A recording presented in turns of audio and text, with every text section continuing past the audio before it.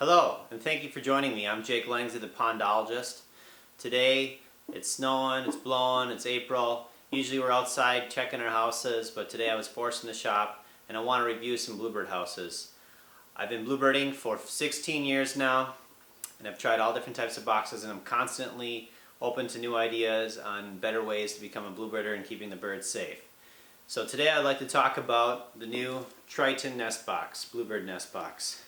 I just received this from Tom Comfort from Michigan last week, and a little bit about history about this box. Again, like I said, it's called the Triton. Before it was called the Gilfort for a little bit, and the reason for that is the front here is just like the Gilwood nest box that some of you are familiar with. Also, you can notice the slant design here, and this exterior siding is first used on a Peterson box, so we have a little bit of the Peterson influence in this box as well. First, I'd like to talk about the materials that the box is made out of. And the top here is made out of PVC trim. You see this on a lot of exterior houses being used. And it's long lasting and has this wood grain used. So the pieces on the back here too, where the pole goes through. So that is a nice durable material. And we're seeing a lot of types of boxes go to that. And a lot of the roof replacements on many boxes go into this material. The side material is this exterior siding. It's not cement board. When I first looked at it, I had to call Tom up and say, hey, this looks pretty cheap, almost looks like cardboard. It's probably going to rot off. He tells me this is a 50-year siding. He put a 15-year stain on it, actually 2 coats of bare wood stain. So this siding is in for the long haul. The front's made out of cedar, and so is the back. The bottom's made out of pine, and the inner roof is made out of pine. There's 2 roofs on this, the outer and the inner roof. Inside is stained nice. The bluebirds really love that dark cavity. A little bit about the hole. This is from the Gilwood again. This bigger opening, the bluebirds like to have a big opening when they choose a nest box, and they also seem to prefer this wood feel. And they can go in and out freely underneath this metal rod here, but this metal rod is designed to keep the European starlings out from potentially killing the adults, the eggs or the nestlings. Yet still gives the illusion to the bluebirds that it's a pretty big hole for them to go inside of. Talk about the nail a little bit here. This is an aluminum nail. I really like that. It slides in really nice. On my trail I'm currently using the older style, steel nails, and they bust. By the end of the season I'm really having to force and push that nail to get that in there, or sand the nail, and it's kind of a pain, so I really like that idea. The bottom part is made out of this hinge here is a poly material, really nice fluid motion to open it.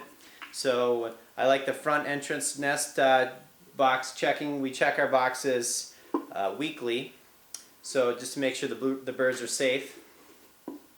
And the other part on this is nothing new, but these side cuts, this drip edge, so that rainwater can drip off and not is less likely to come and fall and go right underneath this roof here and get inside and cause a wet nest.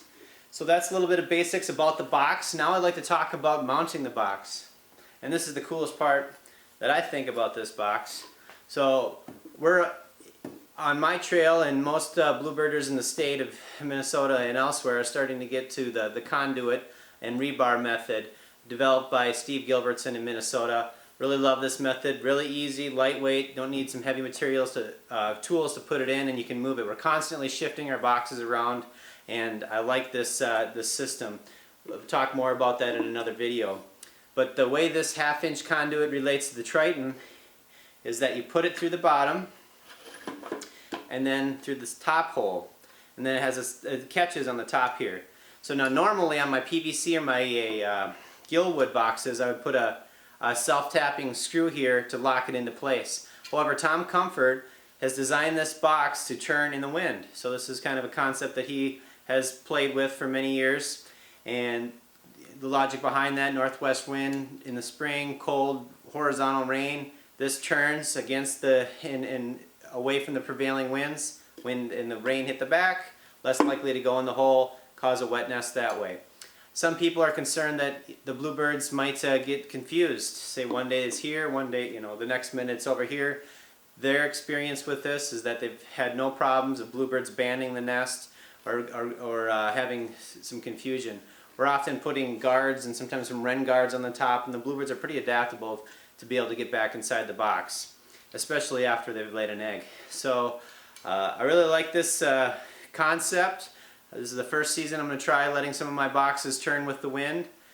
I know my other bluebirding friend Steve from Goodhue County has played with this after talking to Tom Comfort and had some really good success last year. He actually even added, my friend Steve added a fin on this to catch the wind, in his theory, to even turn faster, but he had found that it actually was shaking in heavy wind events, actually just vibrating back and forth, almost turning too much. So that's why I really like this design that Tom's come up with. It turns slowly, but it's not going to be violently shaking back and forth. So really excited to try this box. I'd love to hear your comments, your concerns, feedback, what boxes you're using. We'll be putting this one up and looking forward to getting some bluebirds in the 2013 season. Thanks for joining me.